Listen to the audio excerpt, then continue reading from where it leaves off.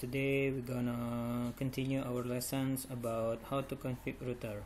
Yesterday in the previous meeting we already talked about how to configure one router. So today we're gonna talk about how to do some routing protocol. In the routing protocol there's two ways. First are static routing and then dynamic routing. In this time we're gonna try about static routing first. Okay, before we start our lesson, we have to draw some routing scenario. We're gonna try to put two router. So routing protocol is apply if one router is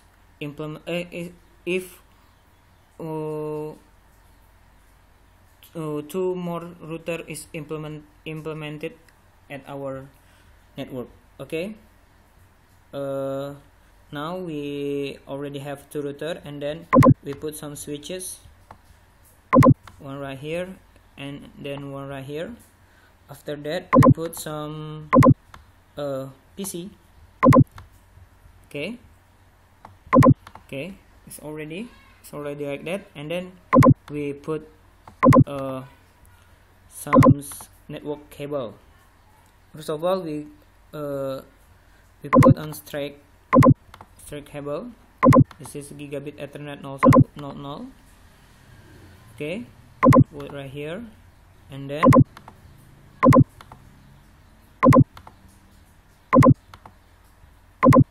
okay, after that, for the next network I'm gonna put some fast Ethernet.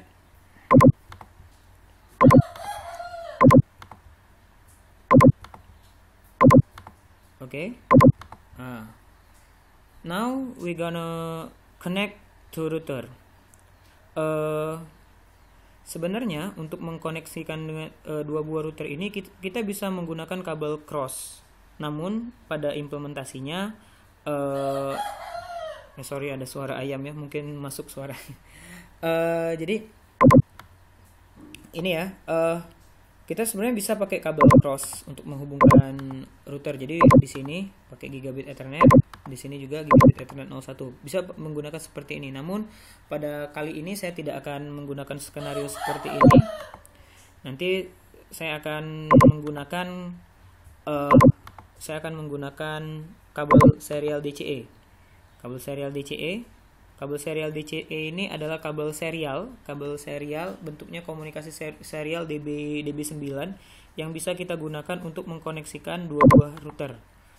Oke, nah di sini tidak ada koneksinya, tidak ada portnya ya.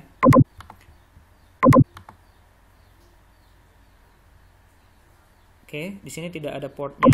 Oke, nanti untuk biar portnya ada, kita tambah dulu modul portnya, karena di sini di router seri yang kita gunakan ini 1941 itu belum ada port serial untuk untuk komunikasi routernya. Jadi kita harus tambahkan dulu seperti ini. Caranya sama, karena router Cisco itu sifatnya modular itu artinya dia bisa kita tambah terhadap modul-modul yang lain gitu.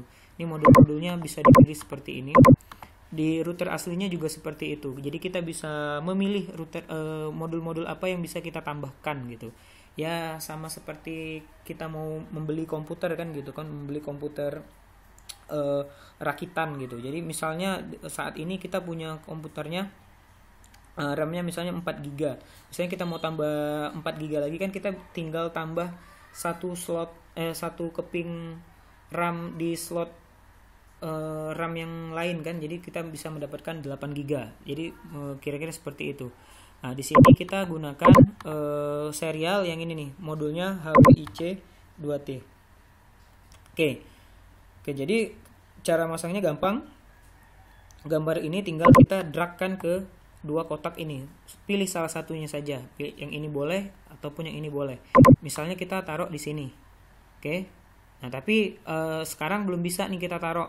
Dia akan ada muncul tulisan seperti ini, cannot add module when the power is on. Nah, ini kan logikanya memang sama seperti ketika kita ingin memasang modul baru di perangkat digital kita ya, di perangkat digital kita. Jadi kan tidak bisa kita langsung dari posisi hidup langsung kita masukkan gitu. Komputernya harus dimatikan dulu. Seperti ini, dimatikan. Oke, dipasang, kemudian baru dihidupkan lagi. Oke, untuk yang satunya caranya sama. Oke ya, sama di HWIC 2T ya yang ini. Kemudian di sini jangan lupa dihidupkan lagi. Oke. Nah, setelah itu di sini kita pakai cara menyambungkannya. Di sini kita pakai serial DCE. Nah, serial DCE di sini sambungkan di sini, pakai di sini serial 000 atau pilih serial 001. Sebenarnya terserah, tapi pada contoh ini saya mau pakai serial 0/0/0. Kemudian saya sambungkan di sini sama serial /0/0/0. Oke, di jaringan itu biasakan kerjanya rapi dan terstruktur ya. Tujuannya ketika nanti jaringannya, misalnya suatu saat jaringan bermasalah, akan mempermudahkan proses troubleshooting. Jadi kalau masangnya sembarangan, nanti pas troubleshootingnya bakal kesulitan. Oke, seperti itu ya. Nah, jadi digambar dulu seperti ini, kemudian kita kasih label IP-nya. Misalnya di sini IP-nya 11.11.11.0/24. Oke. Di sini misalnya kita taruh 192.168.1.0/24. Di sini kita tulis networknya 192.168.2.0/24. Oke, seperti ini ya. Oke, jika sudah sekarang kita tinggal config. Cara confignya kemarin sama seperti kemarin. Kita sambungkan kabel konsol di sini. Kita masukkan jadi biar nggak nyampur ya. Di sini kita pasang satu buah PC lagi. Ini PC ini tidak akan kita hubungkan ke network ini, tapi cuman sebagai interface untuk melakukan konfigurasi terhadap router ini. Jadi caranya sama seperti kemarin. Konsol, klik kabel konsol ya, kabel yang melengkung biru ini, klik ke sini, konsol, kemudian di sini masuk ke RS232. Oke, sudah selesai. Sekarang tinggal kita lakukan konfigurasi. Cara sama, klik desktop, terminal, masuk ke terminalnya. Oke, di sini jangan lupa ini ketik NO atau no. Oke ya, udah selesai. Oke, kemarin di sini pertama kali yang harus kita lakukan adalah kita ganti dulu nama routernya. Enable, masuk ke configure terminal seperti ini.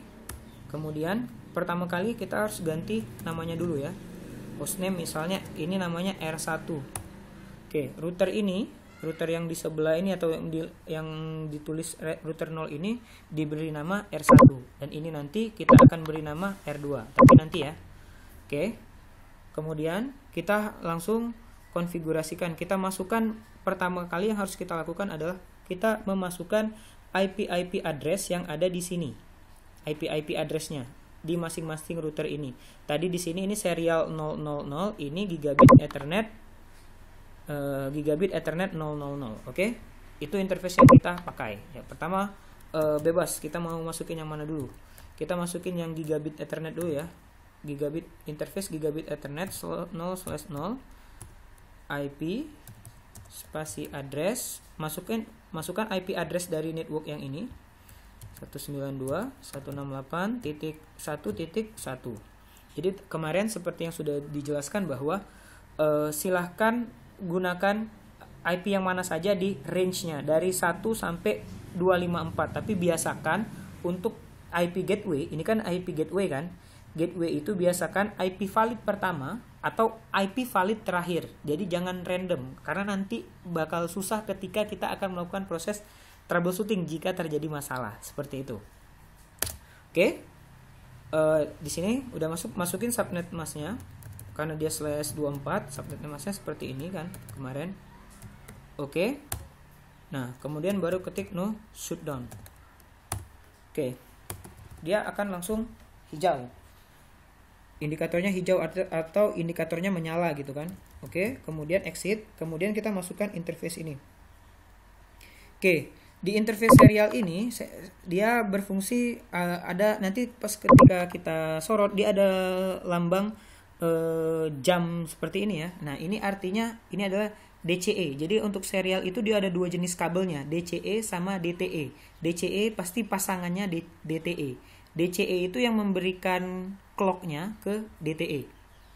Oke, jadi seperti itu ya. Nah, jadi di DCE-nya nanti kita atur speed transmisinya berapa gitu. Jadi yang akan kita atur speed transmisinya adalah di sini ya, atau speed transmisi itu sebutannya clock rate ya. Clock rate-nya nanti kita atur berapa. Oke, sekarang di DTE-nya tidak perlu karena DTE itu fungsinya dia cuma menerima saja clock rate dari sini. Dia pada dasarnya dia mengikuti clock rate-nya si DCE. Oke. Baik, sekarang tinggal kita masukkan ya. Interface serial tadi kan berhubung kita pakai serial 0/0/0. Oke. Kemudian kita masukkan IP address-nya, IP spasi address. Nah, masukkan IP yang ini. Di sini misalnya saya pakai 11.1 255.255.255.0. Oke. Terus kita cari clock rate-nya.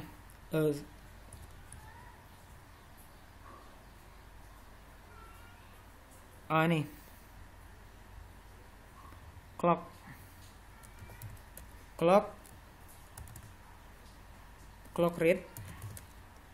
rate-nya di sini.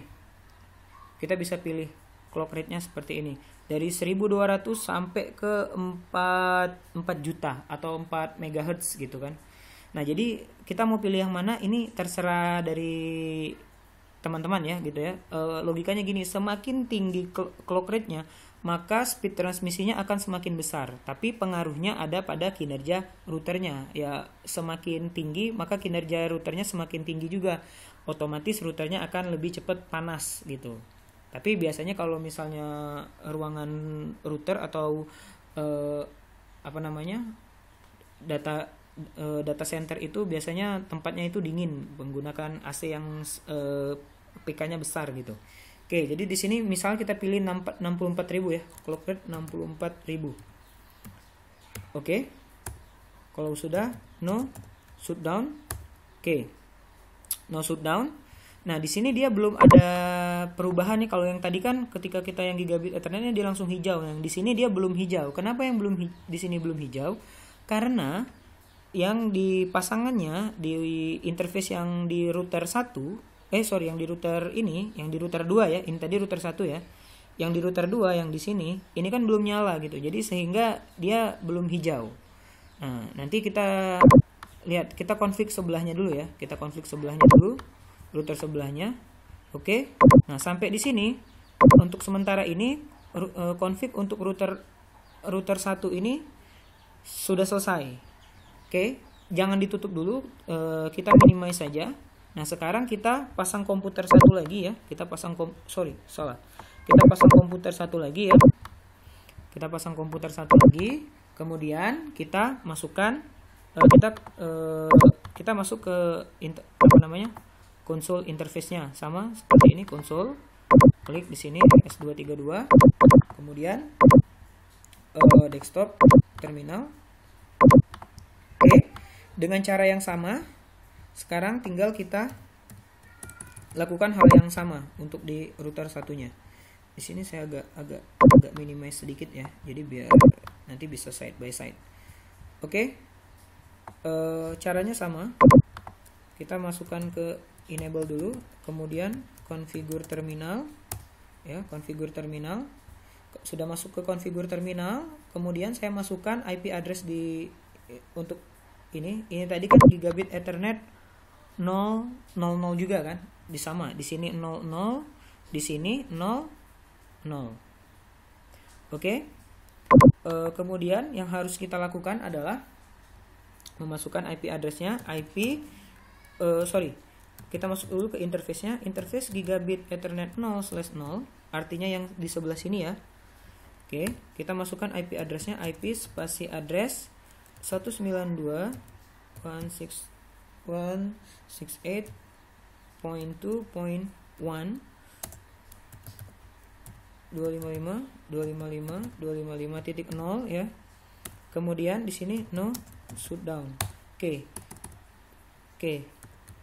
Yang diatur clock rate-nya hanya di tempat di interface yang menggunakan interface serial. Kalau yang gigabit Ethernet, fast Ethernet ataupun Ethernet tidak perlu menggunakan clock rate gitu. Oke, ini udah selesai, ini udah hijau ya. Nah, sekarang kita masuk ke serial 0 untuk router 2. Hostname-nya kita ganti dulu, hostname-nya R2 misalnya. Oke, udah selesai.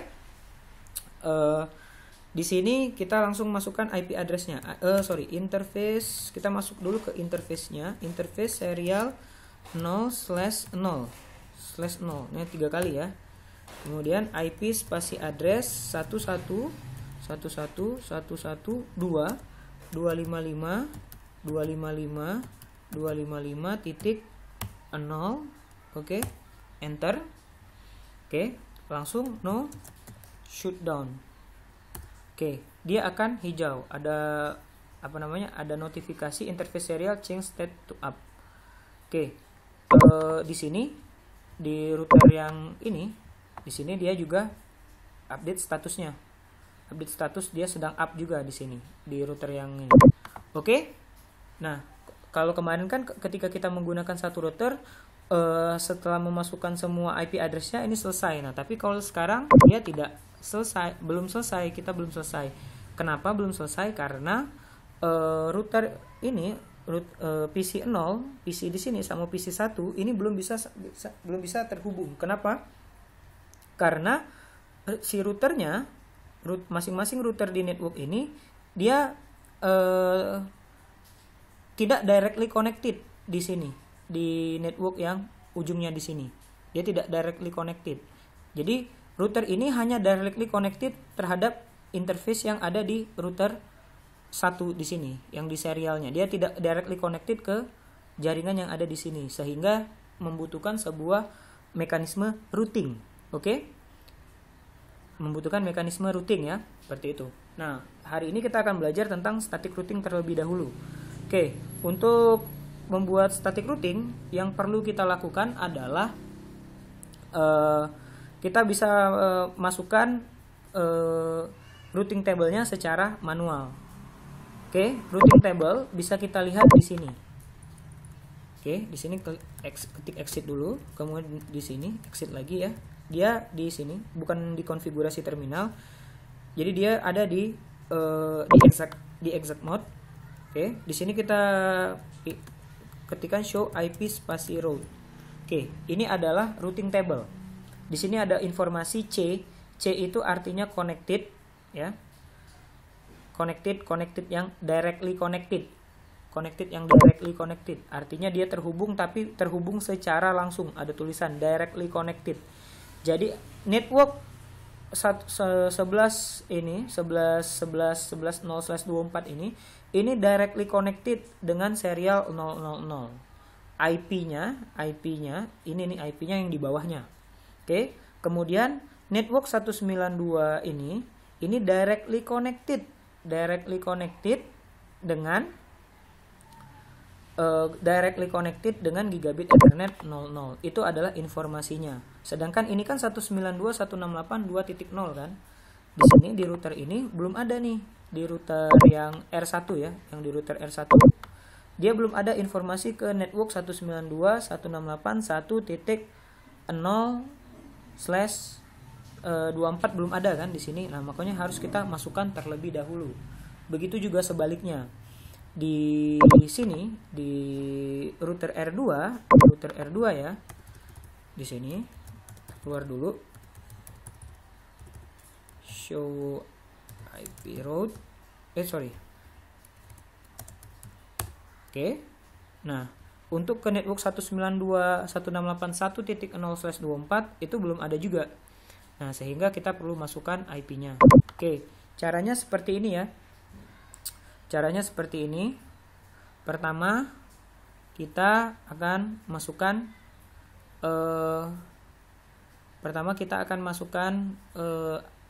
routernya seperti itu. Pertama kali kita coba simulasikan dulu ya. Jadi biar teman-teman di sini dapat gambarannya seperti apa gitu. Oke. Jadi ini kita geser dulu ya biar berada di dalam satu frame yang sama. Jadi biar ngelihatnya enak. Oke, di sini juga. Oke, kita agak sedikit kecilkan lingkupnya. Oke, gambarnya. Oke, udah selesai ya. Jadi misalnya saya kirim simulasi paket di sini satu, di sini satu. Oke.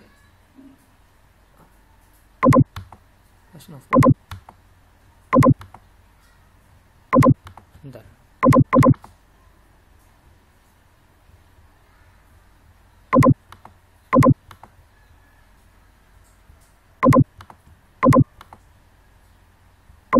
Oke.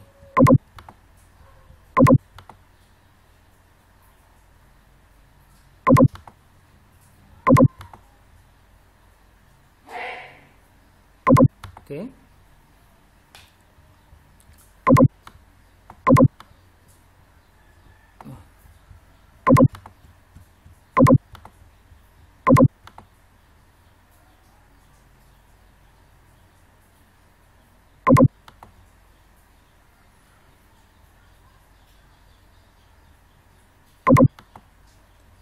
Oke, baik ya.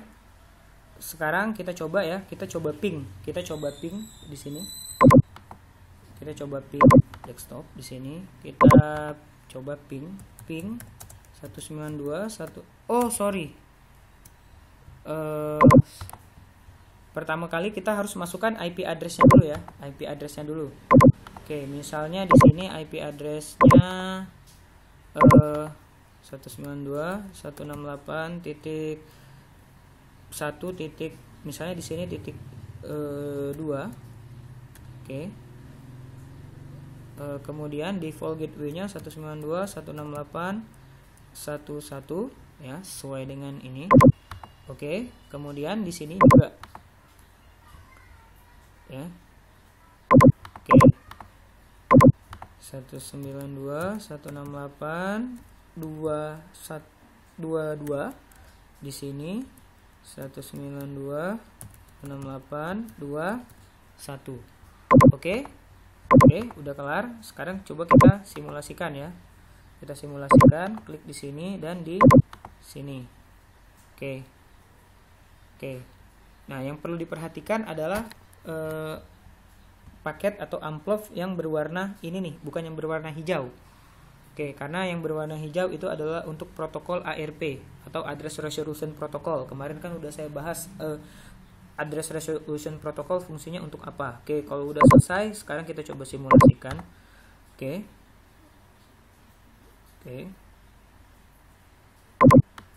Lebih dipercepat. Oke, paketnya baru dikirim.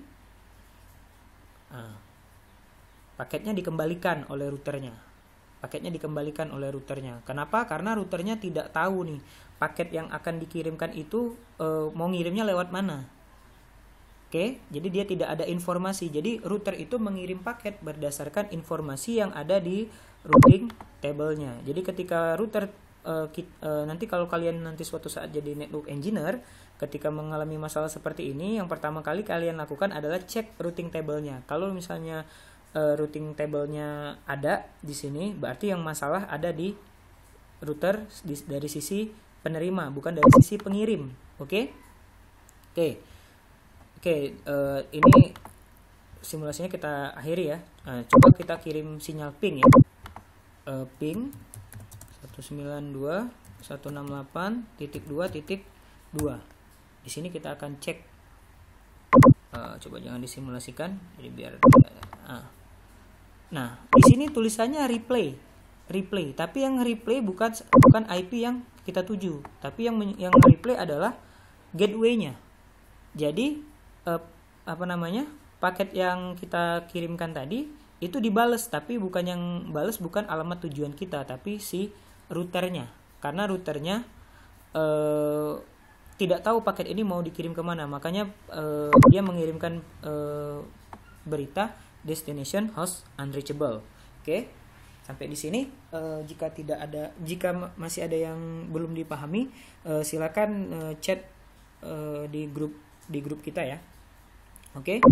Nah, sekarang yang harus kita lakukan adalah kita masukkan routing table-nya.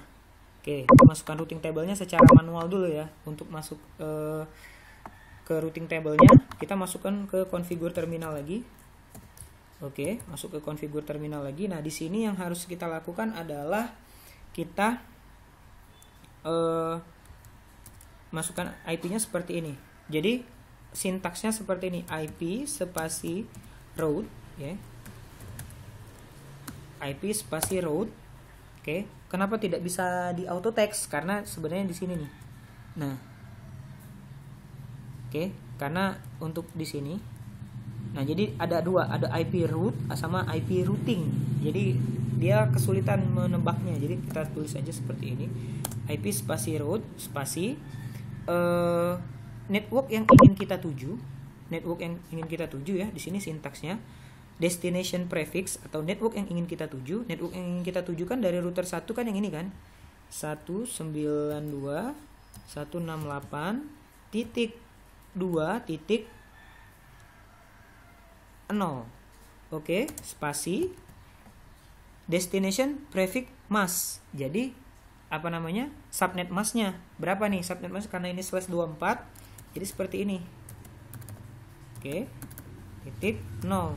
Oke, sintaks selanjutnya adalah di sini pintu gerbangnya. Pintu gerbangnya dia bisa lewat mana? Bisa dengan menggunakan alamat forwarding router address atau router alamat yang ada di depannya atau router IP next hop-nya. Di sini disebut IP next hop ya, atau dengan menggunakan jenis interface-nya ini. Yang tadi kan serial kan? Makanya kita bisa ini ya. Untuk di sini kita coba pakai IP next hop saja ya. Jadi IP next hop itu adalah IP yang ada di depan ini. IP-nya berapa? Oke. Tadi kan di sini kan IP-nya berapa di sini? Ini kan 11. Biasanya di sini tadi kan di sini tadi kan 11.1. Di sini 11.2. Oke, kita masukkan 1 1 1 2. Oke. Enter. Oke. Udah seperti itu aja. Oke, udah selesai. Exit. Show IP route. Oke, udah ada nih. Di sini. Di sini ada tulisan ada IP routing yang baru di sini. 192.168.2.0. Dia bisa lewat 11.11.11.2 lewat sini. Oke. Kita cek sekarang. Kita coba ping lagi di sini. Oke. Oke, kita tunggu apakah dibalas. Dia sekarang balasnya udah berubah. Sekarang bukan destination host unreachable lagi, tapi sudah RTO. Nah, RTO ini kalau kemarin apa penyebabnya? Kira-kira seperti ini kalau kita simulasikan ya, penyebab RTO. Jadi di sini saya kirimkan di sini ke PC 0 dan PC 1. Oke.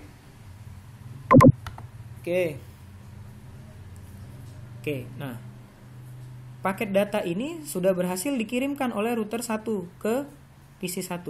Tapi ketika PC 1 membalasnya, nah router 1 ini dia belum tahu nih. Karena dia belum masukkan alamat routing table-nya untuk yang ke alamat ini, makanya dia tidak bisa membalas. Ya, tidak bisa membalas. Jadi kan router itu kan ada waktu tunggunya kan gitu kan, ada waktu tunggu TTL-nya ini nih, yang seperti yang dikirim tadi nih. Ini ada waktu tunggu TTL-nya. Nih. Oke, jadi kalau misalnya dia sudah lewat waktu TTL-nya itu, time to leave paket datanya, maka router akan memutuskan bahwa request timeout atau waktu tunggunya sudah habis gitu. Jadi untuk paket datanya, jalur untuk request paket data ini bisa dirilis dan bisa dipakai untuk jalur data yang lain seperti itu. Oke, jadi itu ya tadi perkembangannya. Awalnya dia destination host unreachable, sudah kita masukkan IP address-nya, dia request timeout. Kemudian di sini ya. Nah, kita masukin dulu nih IP address yang ada di sini. Caranya sama seperti yang tadi. Kita masukkan ke configure terminal dulu ya. Configure terminal. Oke. IP spasi route, IP route spasi network yang menjadi tujuan kita 192.168.1.0 spasi subnet masknya 255.255.255.0 spasi IP next hop. IP next hop itu adalah IP yang ada di depan IP si router yang ingin kita config gitu. Di sini ya. Di sini IP yang pengen kita config kan IP yang ini kan, di sini kan posisinya sekarang. Di depannya yang mana? Di depannya berarti yang titik ini. Nah, berarti IP yang ada di sini nih. Berapa tadi? 1 1 1 1. Oke? Enter. Udah, kelar seperti itu. Oke, sekarang kita coba lagi nih. Kita kirim paket di sini. Oke. Jawabannya apa nih sekarang? Jangan di simulation. Real time. Oke. Sekarang dia sudah replay. Jadi yang nge-replaynya itu sama dengan alamat tujuannya. Oke. Nah, jadi seperti itu.